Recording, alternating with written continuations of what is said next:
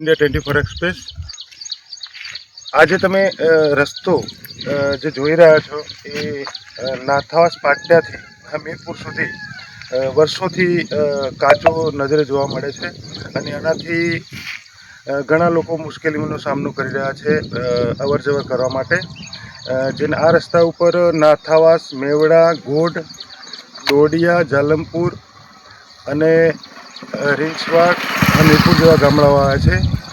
જે લોકો અવર જવરમાં ત્યાંથી મેઘરજ અને માલપુર તથા મોડાસામાં જવા માટે આ રસ્તો કામ લાગે છે અને એની અંદર લગભગ વર્ષોથી આ રસ્તો વારંવાર આ લોકો તંત્રને રજૂઆત કરવા છતાંય આની કોઈ પરિસ્થિતિ 6 થી 7 વર્ષથી બદલાઈ રહી નથી।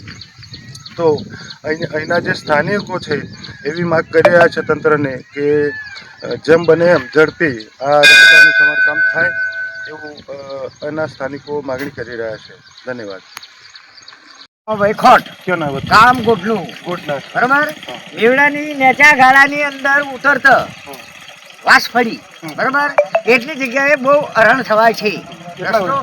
હા તો બોગસ જ રસ્તો તો બોગસ જ કર્યો એટલે હું આશીષની વ્યવસ્થા કરો।